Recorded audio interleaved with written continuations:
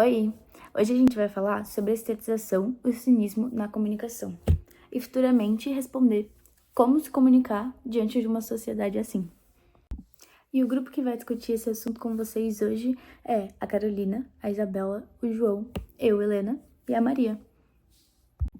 E para vocês terem uma noção melhor do desandar do seminário, a gente colocou aqui os tópicos. Primeiro a gente vai falar um pouco sobre estetização, aí a gente vai partir para o cinismo, falar da sociedade líquida, aí a gente vai trazer a problematização e para ir respondendo, vamos falar da indústria cultural e mostrar na comunicação exemplos e responder a pergunta problema. E aí a gente vai concluir toda essa nossa discussão desse assunto tão importante. Bom, sobre a estetização. A estetização, ela se refere a uma crescente ênfase na aparência visual e nessa experiência sensorial das mensagens e dos produtos comunicados. Então, a gente vai entrar nesse assunto de estetização na comunicação, que é o que a gente está estudando. Então, no contexto da comunicação, isso implica a utilização de imagens chamativas, design gráficos, vídeos, fotografia, tipografia, e essa estetização, ela valoriza tanto a forma, muito mais às vezes a forma do que o conteúdo. E é utilizado redes sociais, então como, por exemplo, a plataforma Instagram, TikTok, Pinterest. Essas plataformas, elas são predominantemente visuais, o que fazem e impulsionam essa estetização na comunicação. Então, são plataformas que incentivam a criação de conteúdo que não seja apenas informativo, e sim visualmente atraente. Então, essas imagens, vídeos curtos e gráficos bem elaborados, elas são essenciais para captar a atenção dos usuários em um ambiente cheio de informações. Então, eles utilizam essa estetização também não somente em redes sociais, as marcas, mas sim em campanhas publicitárias, que é o que eu vou mostrar daqui a pouco nos próximos slides. Então, principalmente em setores como moda, beleza, tecnologia, elas usam essas imagens de alta qualidade e designs super sofisticados para destacar os seus produtos. Então, por exemplo, nos desfiles de moda e campanhas visuais, apresentam roupas e acessórios super chamativos, de maneira estilizada para transmitir uma imagem de uma marca específica. Os políticos também utilizam essa estratégia de estetização em suas campanhas mesmo e aparições públicas. Então, a escolha de cenários, cores e materiais da campanha é feita para maximizar o impacto visual. No próximo slide, eu coloquei alguns exemplos de campanhas publicitárias para a gente comentar sobre essa estetização. Então, eu comecei aqui com a Tiffany e nós podemos ver duas imagens super sofisticadas. São campanhas que destacam a beleza, a qualidade da joia e na maioria das vezes eles convidam uma atriz famosa para fazer parte dessas campanhas. Então, são campanhas que têm um close-up bem detalhado nessas joias, com uma iluminação que realça e o brilho, né, a clareza, criando uma imagem de luxo e exclusividade. Bom, no próximo slide eu coloquei a marca Absolute para mostrar para vocês. Então, a Absolute Vodka, ela tem uma longa tradição de fazer parcerias com artistas renomados para criar anúncios que são obras de arte. Então, por exemplo, essa primeira imagem são artes na garrafa. Isso deu um grande engajamento porque o consumidor poderia escolher vários tipos de arte. Então, eles brincam, eles sabem que eles têm essa icônica garrafa de vodka e com esse formato que é somente da Absolute. Então, eles frequentemente estilizam de maneiras criativas e artísticas, transformando a publicidade em uma plataforma de expressão visual e cultural. A próxima marca que eu escolhi para mostrar para vocês é a Gucci. A Gucci, a gente sabe que eles utilizam muitas formas exóticas, muitas cores, eles são ousados nas campanhas publicitárias e eles criam narrativas super complexas. A marca muitas vezes utiliza fotógrafos de moda de renome para criar essas imagens que são elegantes e provocativas, né? Como vocês podem ver nessas duas imagens. E elas capturam essa essência de luxo que a marca quer passar, essa tal exclusividade. E tudo isso tem a ver com a estetização. A próxima marca que eu escolhi mostrar para vocês é essa campanha da Calvin Klein. Eles escolheram chamar o clã Kardashian Jenner, que eles sabem que dão muito engajamento. Então, a as campanhas publicitárias da Calvin Klein, elas têm essa linha de roupas íntimas e fragrâncias, e ela é marcada por essa estética limpa e provocante. Então, o uso de fotografias em preto e branco, uma iluminação suave, com modelos com beleza clássica, elas contribuem para uma imagem de simplicidade e sensualidade. Nesse caso, eles chamaram o clã Kardashian-Jenner, sabendo que teria um grande engajamento, e para melhorar o engajamento, eles chamaram a Khloe, que estava grávida nessa campanha. Então chamou muita atenção nas redes sociais por ela estar com a barriga de grávida na campanha. Eles fizeram isso também, com certeza, para a campanha se tornar memorável e ter ali um engajamento grande nas redes sociais, que é o que eu vou falar nos próximos slides sobre a exploração dos efeitos da estetização nas mensagens comunicadas. Então existe sempre uma atração principal, um engajamento emocional e uma memorabilidade. O que é essa atração principal? É a atração inicial, onde a estética atrai o público rapidamente.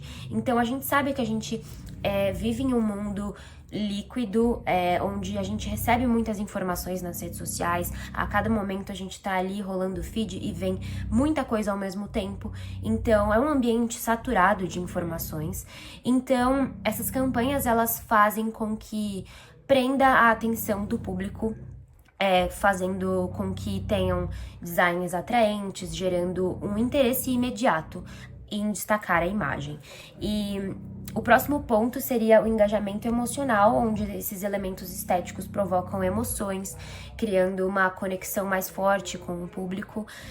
Por exemplo, essas campanhas publicitárias que utilizam essas cores vibrantes, imagens emocionantes, onde podem provocar sentimentos, ou felicidade, nostalgia, tristeza. O próximo ponto é a memorabilidade. Então, essas mensagens, elas geram, tanto visualmente quanto o conteúdo, algum tipo de impacto, que o público tenha um tempo de falar sobre a campanha, então que seja algo que impacta mesmo o público. Bom, agora a gente vai falar para vocês nos próximos slides sobre as 4 eras da estetização moderna. A primeira é a estetização ritual, no momento de pré-história e Idade Média. Nessa fase inicial, a arte e a estética, elas estavam profundamente conectadas à religião, magia e rituais. Então, elas serviam como ferramenta para conectar o ser humano com algo sobrenatural e com o mundo natural. A beleza era vista como algo sagrado e transcendente, presentes em elementos como pinturas, rupestres, esculturas e cerimônias religiosas. Então, na época, a representação do belo eram padrões estéticos pré-definidos e, inclusive, sob a forma de uma mulher. Por isso eu coloquei aqui a Afrodite, que foi a primeira mulher despida até então representada. Próxima era é a estetização aristocrática, onde foi mais ou menos da Idade Média até o Renascimento. Então, o surgimento da nobreza e da corte, a estética, ela ganhou um novo significado, servindo como símbolo de status social e distinção entre as pessoas. Então, a arte, ela se tornou mais refinada e um pouco mais complexa, com foco em uma beleza idealizada. Então, por exemplo, nessas 2 pinturas de rococó que eu separei aqui para vocês, ela valoriza um hedonismo da vida terrena. Então, são pinturas pautadas na simplicidade, no prazer, existe uma certa valorização na delicadeza, e a pintura, ela é caracterizada por cores suaves. Bom, a próxima era é a modernização estética do mundo, que foi entre o Renascimento e o século XX, que foi uma das épocas mais importantes para essa mudança de pensamento. Então aqui a arte, ela se torna mais acessível e democrática, então surgem vários movimentos artísticos, uma valorização da individualidade e dos pensamentos. Então a indústria cultural, ela se desenvolveu muito durante esse tempo e impulsionou essa produção em massa de bens de consumo e a popularização da cultura de massa. Aqui eu separei para vocês uma pintura chamada Abaporu, que é super famosa, da Tarsila Amaral, que é uma das principais obras desse período. E já na era transestética, que é do século XX até a atualidade. A estetização, ela se torna algo super presente em nossas vidas, tanto na publicidade, no marketing, até em nossas relações interpessoais e na nossa própria identidade mesmo. Então, a beleza, ela se torna um valor fundamental na sociedade, moldando comportamentos e expectativas, e a indústria cultural, ela se torna ainda mais poderosa, ditando tendências e estilos de vida.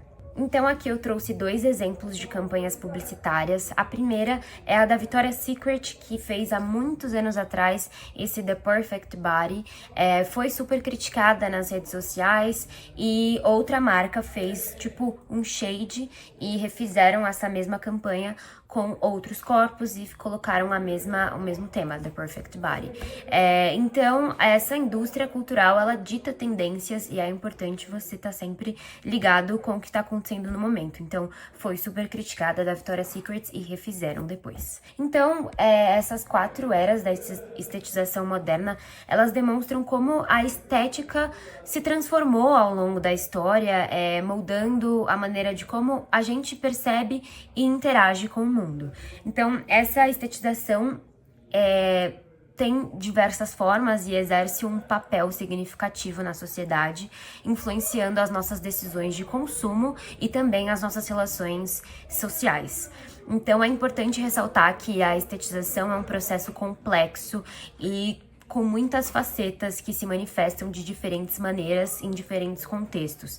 Então, essa análise dessas 4 eras da estetização é para a gente compreender essas dinâmicas de beleza e do consumo na nossa sociedade moderna. Bom, e aqui eu trouxe um exemplo do livro A Estetização do Mundo, Viver na Era do Capitalismo Artista.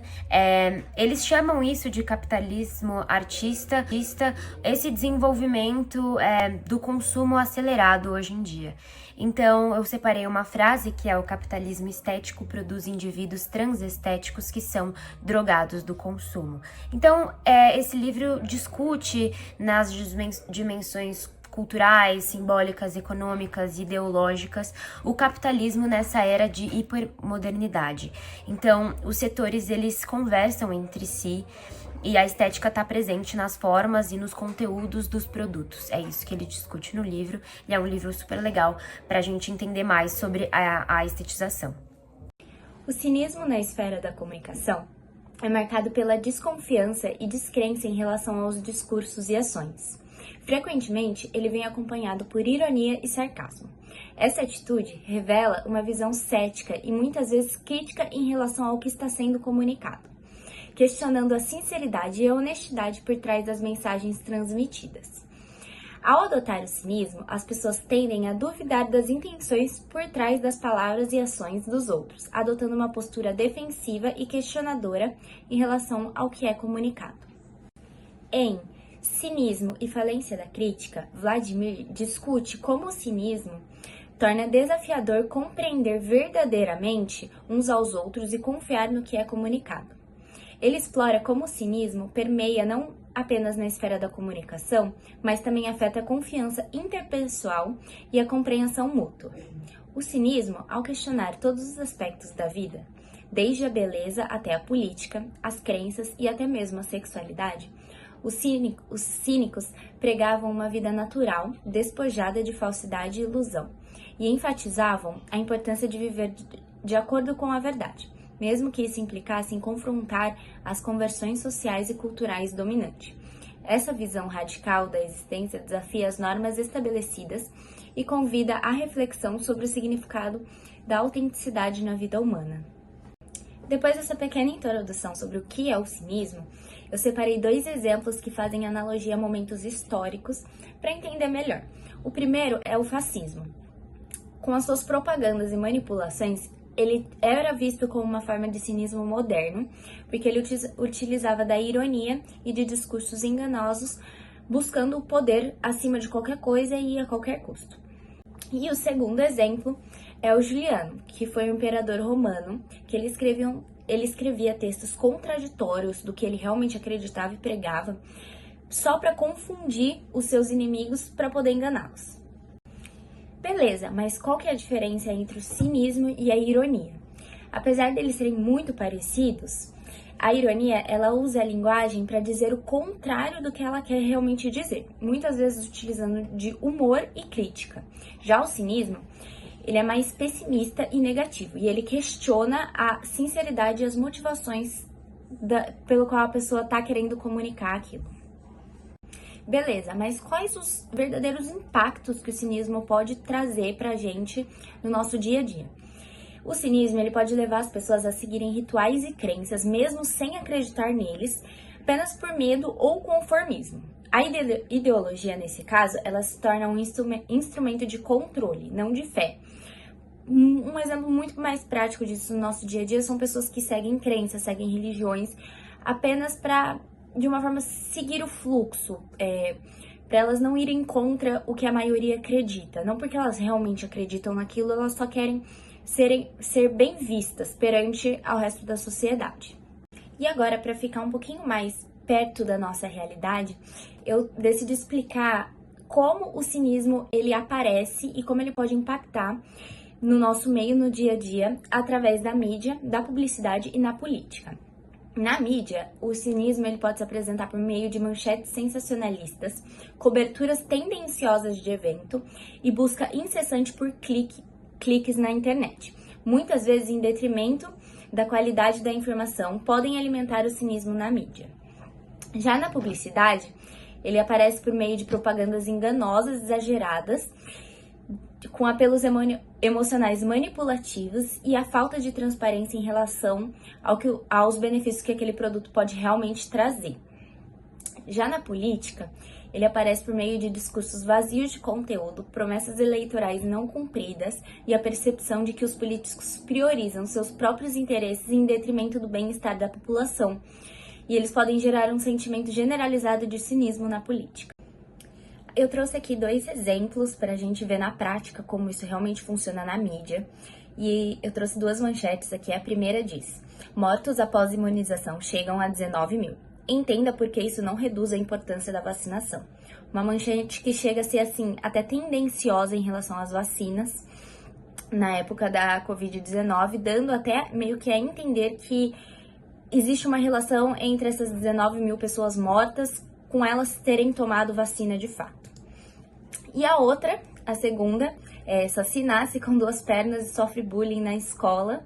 É mais como uma forma de charge mesmo, de uma manchete, obviamente, falsa, sensacionalista. Já para exemplificar isso na publicidade, eu trouxe aqui 2 imagens que são bem recorrentes. Eu tenho certeza que todo mundo aqui já passou por essa situação de ver o Panetone na promoção, na televisão, na internet, cheio de frutinhas, e aí quando você compra vem 2, 3.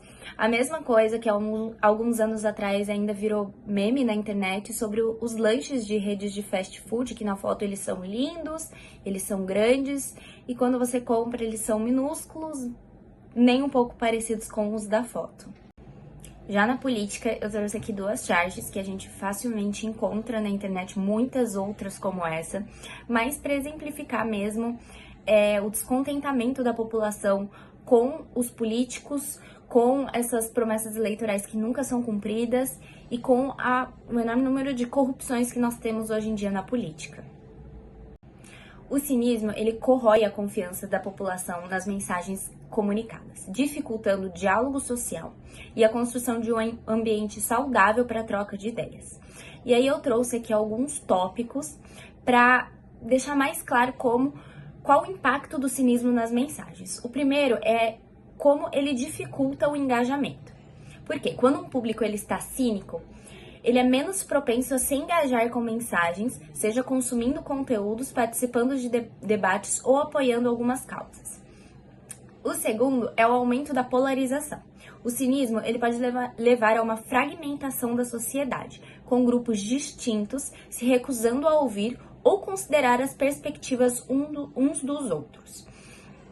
E ele dificulta a resolução de problemas. Por quê? A descrença na comunicação dificulta a busca por soluções conjuntas para problemas sociais, pois impedem a colaboração e um diálogo construtivo. O cinismo está presente em diversas práticas de poder, desde a política até as relações pessoais. Ele é um obstáculo para um futuro que nós buscamos, que é um futuro justo e honesto. E apesar de ser um desafio, o cinismo ele não é uma barreira insuperável. A autorreflexão, ela emerge como uma ferramenta muito poderosa no combate ao cinismo. Ao examinarmos as nossas próprias crenças e preconceitos, podemos identificar os padrões de pensamentos negativos que alimentam essa mentalidade desafiadora. Dedicar-se à busca pela verdade, mesmo quando confrontada com informações desconfortáveis, é essencial para desafiar o cinismo e cultivar uma perspectiva mais otimista e construtiva. Além disso, promover diálogos genuínos e inclusivos é fundamental para combater o cinismo. Ao estabelecermos conexões significativas uns com os outros e valorizar suas perspectivas únicas, a gente pode criar uma comunicação mais confiável e empática. Essa abordagem colaborativa não só fortalece os laços sociais, mas também promove um senso de pertencimento e solidariedade, que é fundamental para o bem-estar tanto individual quanto coletivo. E aí eu separei aqui algumas atitudes que nós, enquanto população, podemos tomar e podemos fazer para ajudar a combater o cinismo em alguns âmbitos da nossa sociedade. Na mídia, por exemplo, evitar o sensacionalismo, buscar maior rigor na apuração dos fatos e apresentar uma variedade de perspectivas sobre os eventos. É fundamental para construir uma narrativa mais informada e equilibrada que respeite a complexidade do mundo em que vivemos. Já na publicidade, priorizar a honestidade e transparência nas mensagens é essencial para reconstruir a confiança do público. Focar nos benefícios reais dos produtos e serviços, em vez de recorrer a promessas enganosas ou manipuladas. É uma maneira eficaz de promover uma cultura de integridade e responsabilidade. Já na esfera política, fortalecer a participação popular e promover uma transparência nos processos políticos são estratégias-chave para combater o cinismo. Ao garantir que os cidadãos tenham voz e influência significativa em questões que afetam suas vidas, podemos restaurar a fé na democracia e construir instituições mais responsáveis e respectivas às necessidades da população. Por fim, na educação, o pensamento crítico e o questionamento das informações é fundamental para capacitar os indivíduos a resistir ao cinismo. Ao incentivar a análise cuidadosa e a avaliação imparcial das informações, podemos equipar as pessoas com as habilidades necessárias para discernir entre a verdade e a falsidade e promover um diálogo construtivo e informado. Agora a gente vai falar um pouco sobre sociedade líquida. Para contextualizar, o que é um sólido? Um sólido é algo que não consegue se destruir com facilidade, é algo estável, é algo de consciência dura, algo forte, maciço e firme. Agora, o que é um líquido? Líquido é algo que corre, que flui, não tem forma própria, tomando a forma do recipiente que está contido. É mutável e instável. Então, Bauman dizia que a sociedade antiga era como um sólido, e a sociedade atual é como um líquido. Então, com isso, o que é a sociedade líquida? Sociedade líquida é um termo usado pelo sociólogo Zygmunt Bauman para descrever a natureza fluida e mutável das relações sociais e instituições nos dias de hoje. Bauman, ele falava que, ao contrário das sociedades sólidas do passado, as estruturas sociais eram mais estáveis, mais previsíveis. E hoje a gente vive numa sociedade que é líquida, que as relações, as identidades, as instituições estão em constante fluxo e mudança.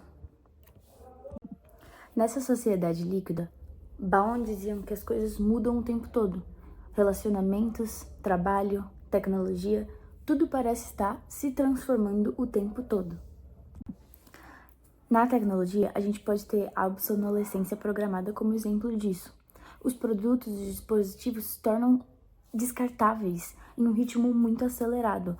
O ciclo de consumo é constante e alimentado pela sensação de que sempre precisamos do novo, do próximo, do mais recente. Já no trabalho, exemplo disso são as empresas, que sempre estão mudando, colocando suas filiais em países com custos de mão de obra mais baixos. Muitos empregos estão sendo automatizados, levando essa incerteza em relação à segurança do emprego.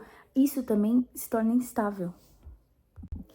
Já os relacionamentos Bauman dizia também que os amores se tornaram líquidos. Então, os modelos tradicionais de relacionamento, como um casamento, uma família, essa estrutura, passaram por mudanças. Então, hoje em dia, relacionamentos abertos são muito mais comuns, relacionamentos não convencionais.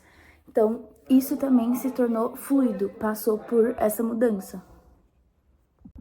Então, essa mudança constante nessas áreas e em outras áreas pode ser emocionante, mas também pode ser um pouco assustadora. Às vezes a gente sente como se a gente estivesse à deriva, sem uma base sólida para nos segurar, sem uma estrutura. E é aí que entra a ideia de sociedade líquida. É como se estivéssemos todos navegando juntos em águas desconhecidas. Mas e agora? Como isso tudo se conecta com o tema? Pois bem, com o consumo.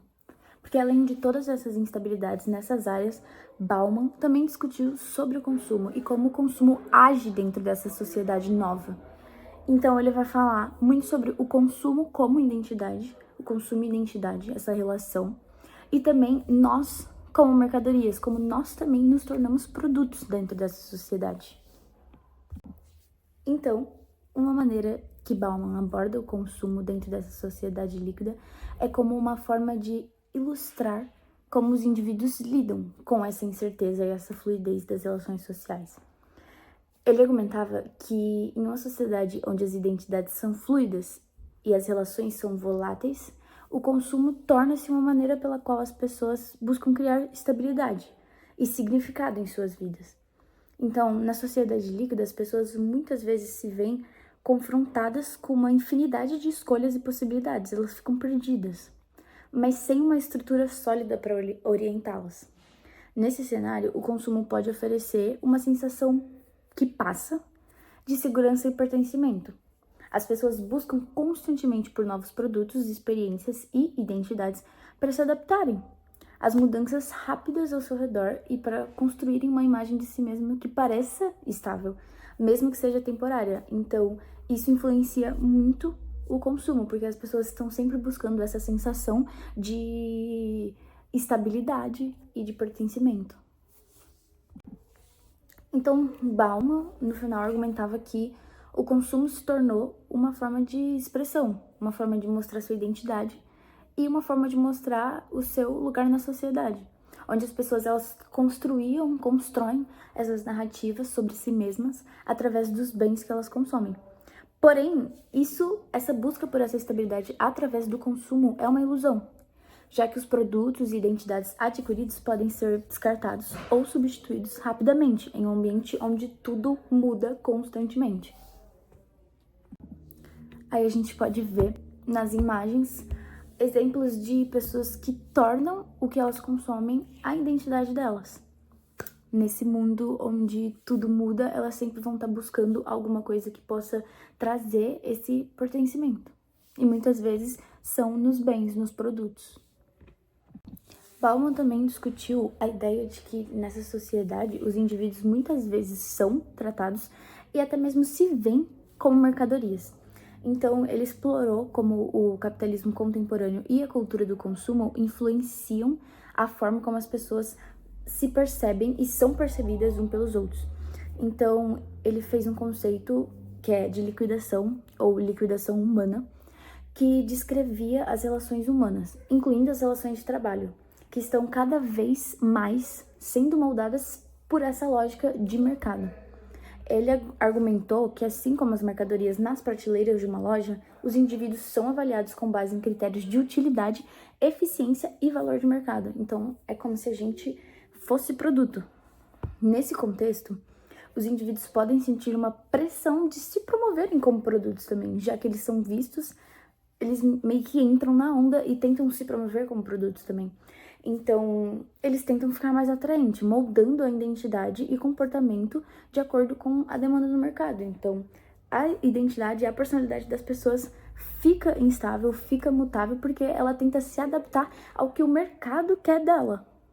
Então, isso pode levar a uma visão instrumental das relações humanas, onde os outros são vistos principalmente como meios para atingir objetivos individuais. Você não vê mais a pessoa pelo que ela é, você quer a companhia dela, não, você quer o que ela pode te proporcionar. Então, além de tudo isso, Bauman discute como a ascensão das redes sociais e da economia de compartilhamento intensificou essa tendência, transformando as interações humanas em transações superficiais e efêmeras, onde as pessoas são avaliadas com base em sua capacidade de gerar atenção, seguidores ou lucro.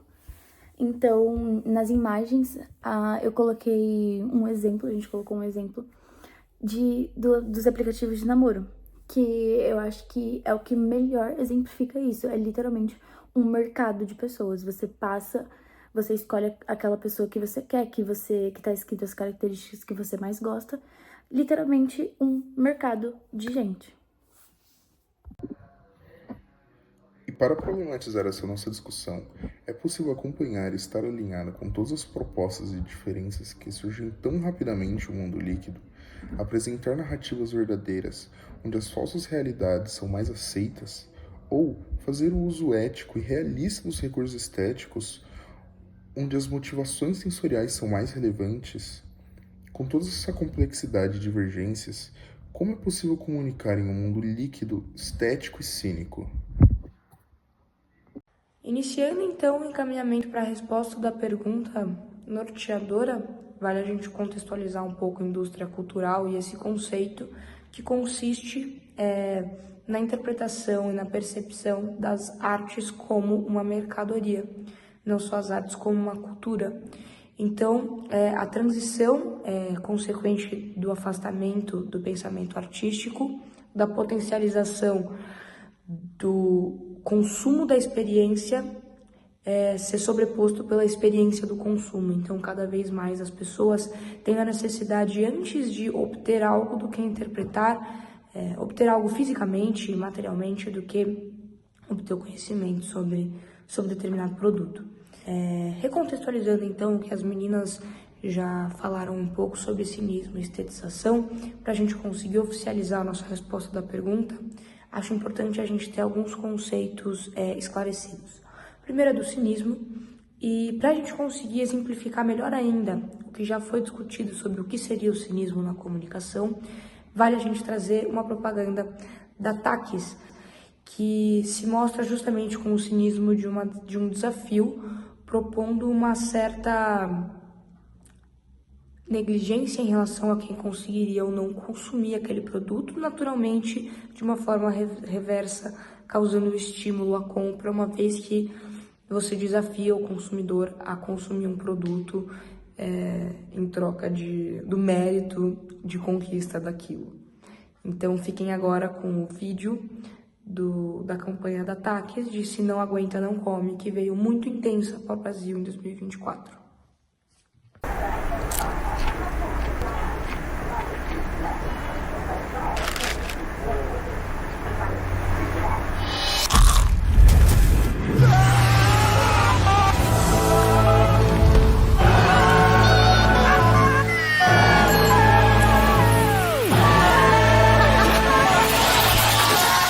Chegou o Takis, o salgadinho que talvez não seja pra você. Takis, se não aguenta não come! Então, agora que vocês viram a campanha, acho que tem uma interpretação maior de justamente essas campanhas que usam do cinismo para o incentivo à compra, numa falsa ilusão de que existe um desencorajamento para a compra, causando um interesse, mas na verdade é um encorajamento porque você está gerando um desafio, você está gerando uma proposta diferente para o consumidor, que naturalmente causa uma adesão, por mais que diferente, ainda real. Então, isso é muito importante da gente ter claro em relação ao cinismo, para a gente responder lá na frente a questão que eu vou trazer. Em relação à estetização, é muito importante a gente saber que esse ponto atrela muito o consumidor, independente da idade. Claro que existe um estudo de público-alvo para uma definição melhor, mas um exemplo que eu trouxe foi o da Nike. A Nike é uma marca muito conhecida e uma das coisas que mais destaca ela no mercado são as campanhas que elas fazem, que são campanhas que são muito coloridas. You know what? Here's to going for it. And being terrible. Here's to giving it a shot, even though your shot is garbage. To being the queen of the court. Oh, maybe not this court. To feeling the burn. even if there shouldn't be a burn to feel.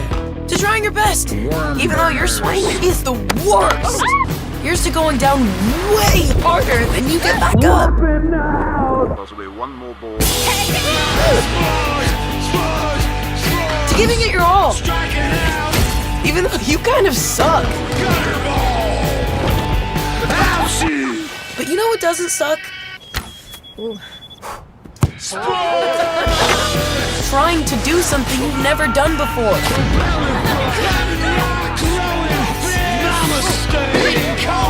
That doesn't suck at all. Not even a little.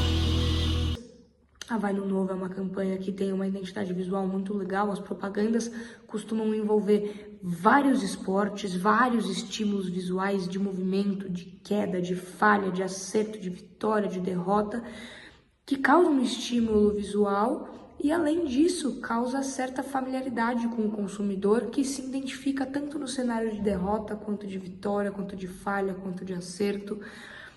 Então, criando esses vários cenários de estímulo visual, faz com que as pessoas consigam, de fato, enxergar aquele produto ou aqueles produtos dentro de um cotidiano mais real para a sua realidade, então, para o seu contexto de vida. Então, essa estetização faz muito sentido na questão de adesão do consumidor e causa, assim, enorme estímulo para a adesão de determinados produtos. Por um outro lado, uma outra campanha de estetização, uma marca que usa muito disso ao seu favor é a Apple, de um jeito muito diferente. A Apple usa isso de uma maneira com classe. Então, a alta qualidade das imagens das propagandas e a certa simplicidade de cores e de elementos faz com que a campanha fique elegante e cause no consumidor a sensação de que, obtendo aquele produto, você é uma pessoa mais elegante. E eles fazem isso de uma maneira excelente. Acho que as cores dos produtos e o jeito que as propagandas são divulgadas sempre causam esse ar de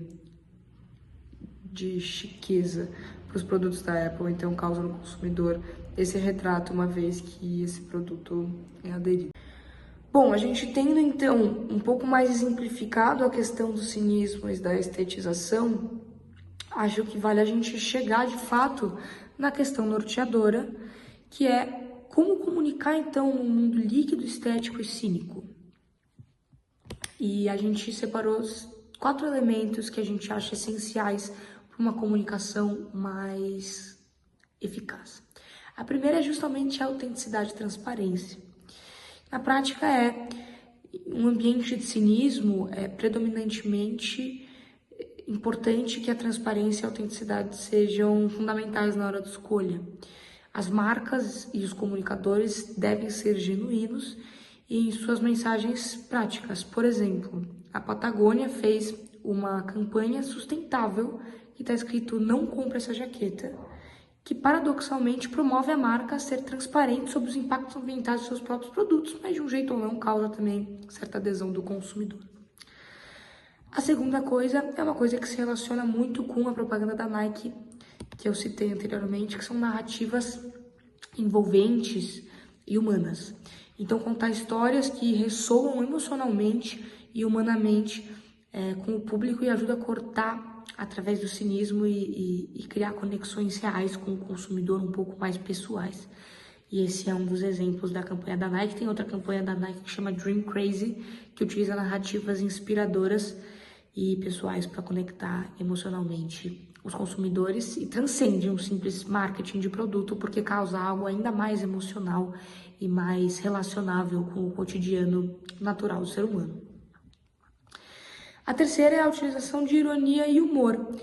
Então, adotar um tom irônico ou humorístico pode desarmar o cinismo e engajar os consumidores de maneira que parece autêntica e relatável.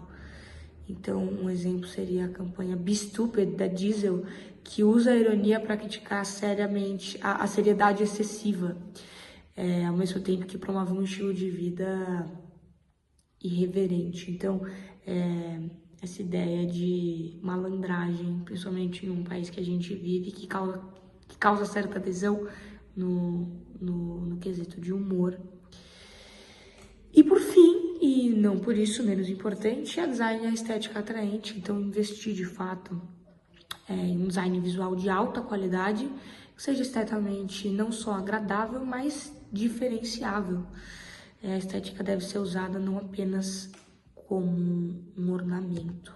Por exemplo, acho que, por mais que talvez não venha na mente imediatamente, uma vez que você olha a fonte da Globo, por exemplo, você vê que aquela fonte se relaciona com a marca. Então, tem a identidade visual diferenciada para que mesmo que cores ou fontes ou logos que não sejam da marca remetam à marca e lembrem do consumidor de sua existência. Então, a comunicação no mundo líquido, cínico e estético está intrinsecamente ligada à indústria cultural, né? Como eu tinha falado anteriormente, que refere-se à comercialização e massificação da cultura, onde produtos culturais são produzidos em massa e consumidos de forma homogênea, muitas vezes perdendo seu valor crítico e transformador. Então, acho importante a gente ter esses 3 elementos claros para responder essa pergunta. E então, esses são nossos 4 métodos de desenvolvimento da resposta. O tema da estetização e do cinismo na comunicação é fascinante e extremamente relevante na era atual, onde a estética muitas vezes supera a substância e o cinismo parece ser apenas uma resposta comum às mensagens que recebemos. Abordar a questão de como comunicar em um mundo líquido, estético e cínico é desafiador, mas crucial para aqueles que buscam estabelecer conexões autênticas e significativas. Em um mundo onde a estética desempenha um papel dominante na comunicação, é fundamental reconhecer a importância da apresentação visual e sensorial das mensagens. A estetização da comunicação pode tornar uma mensagem mais atraente e memorável, mas também pode ocorrer o risco de priorizar a forma sobre o conteúdo. Então, é essencial equilibrar a estética com a substância. Assim conseguimos garantir que o conteúdo seja sólido e significativo, mesmo quando apresentado de forma esteticamente atraente. Além disso, no contexto do capitalismo contemporâneo, a indústria cultural desempenha um papel fundamental na criação de um ambiente propício ao consumismo desenfreado. Não apenas isso, mas até mesmo formas de expressão artística como o cinema, a música e as artes plásticas foram absorvidas por esse sistema para servirem como produtos consumíveis. Essa dinâmica também pode impactar negativamente a cultura, reduzindo ela a um produto de consumo superficial e descartável. Obras de arte que desafiam as convenções ou que oferecem críticas sociais profundas podem ser marginalizadas em favor daquelas que encaixam melhor nas expectativas comerciais. Então, enquanto a indústria cultural impulsiona o consumo de arte, ela também levanta questões sobre autenticidade, criatividade e diversidade cultural em um mundo dominado pela lógica do mercado. Então, nesse contexto fluido e em constante mudança da sociedade líquida, o consumo se torna não apenas uma prática econômica, mas também um método de construção de identidade e estabilidade de um mundo instável. A cultura de massa, por sua vez, molda e é moldada pela sociedade líquida, oferecendo produtos e narrativas que refletem as ansiedades, desejos e valores da era contemporânea. Logo, podemos concluir que comunicar em um mundo líquido, estético e cínico requer um compromisso contínuo com a integridade, a transparência e a autenticidade. Ao adotar uma abordagem ética e responsável para a comunicação, podemos superar os desafios apresentados pela estetização e pelo cinismo, estabelecendo conexões genuínas e significativas para o público. É isso, muito obrigada e espero que tenham gostado.